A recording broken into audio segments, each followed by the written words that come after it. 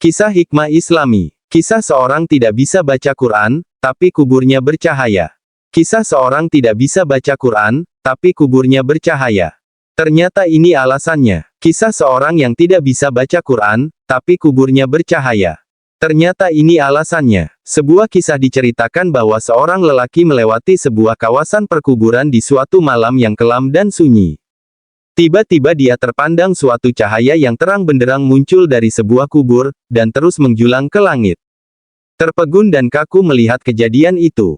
Dia terfikir kemungkinan kubur ini adalah kubur seseorang yang sangat istimewa. Mungkin ia seorang wali Allah atau ulama atau orang soleh yang istimewa kedudukannya di sisi Allah. Diambilnya sebatang kayu lalu dipacak di atas kuburan yang bercahaya itu. Keesokan harinya lelaki itu datang lagi ke kawasan perkuburan itu dengan ditemani beberapa orang kampung. Beliau ingin menyelidiki dan ingin mengetahui kubur siapakah yang sangat ajaib itu. Untuk mengetahui dengan lebih lanjut, lelaki itu berkunjung ke rumah almarhum dan bertemu dengan istri si mati lalu menceritakan keajaiban yang dilihat di perkuburan suaminya. Anehnya istri almarhum terkejut dan keheranan. Dia sangat mengenal suaminya. Suaminya bukan siapa-siapa. Suaminya seorang petani biasa saja.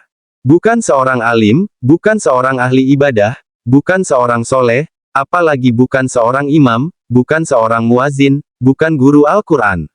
Malah suaminya tidak pandai membaca Quran dan dia tidak pernah mendengar suaminya membaca Quran.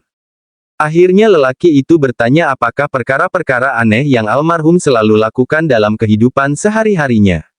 Akhirnya istri almarhum teringat suatu perkara yang selalu dilakukan oleh suaminya, setiap kali sebelum tidur pada setiap malam suaminya akan mengambil wudhu, kemudian masuk di dalam suatu bilik lalu diambilnya Al-Quran di atas rak, lalu dicium dan dipeluknya dengan penuh kecintaan dan kasih sayang. Dia akan duduk dan membuka Al-Quran itu sehelai demi sehelai seperti sedang membaca, sedangkan ia seorang yang buta Al-Quran. Dia akan meraba-raba ayat-ayat Quran itu dengan tangannya, seolah-olah sedang menyentuh dan membelai sesuatu yang sangat dikasihi. Tambah istri almarhum lagi, dia pernah mendengar rintihan dan esakan tangis suaminya yang sangat sedih, mendayu-dayu dengan penuh penyesalan.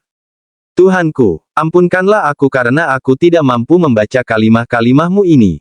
Janganlah engkau hukum aku di atas kebodohanku ini ya Allah. Wahai kolam Allah, maafkan kesalahanku. Aku tidak mampu membaca kalimah-kalimahmu.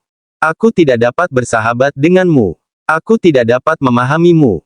Tapi aku sangat mengasihimu. Aku sangat mencintaimu. Wahai kalamullah, janganlah engkau mendakwa aku, jangan engkau menuduh aku di hadapan Allah di akhirat nanti. Lelaki itu meminta untuk melihat Al-Quran kesayangan suaminya itu. Benar dan sangat mengharukan apabila dia melihat naskah yang mulia itu kelihatan lusuh, helaian-helaiannya kelihatan selalu dibuka berkali-kali.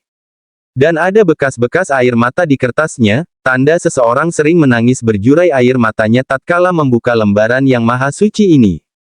Pastinya lelaki ini sangat mulia pribadinya. Hatinya telah bersatu dengan ruh Al-Quran. Dia sangat mengasihi kalimah-kalimah Allah itu dengan sesungguhnya. Berarti ia mengasihi Allah dengan seluruh jiwa dan raganya. Marilah kita menghidupkan Al-Quran di dalam masjid kita, di dalam rumah kita, di dalam diri kita, setiap masa dan luangkan masa setiap hari untuk membaca dan pahami isi-isinya. Memuliakan Al-Quran saja sudah mendapat syafaat apalagi kalau kita belajar baca dengan benar dan mengamalkannya. Wallahu alam. Semoga bermanfaat.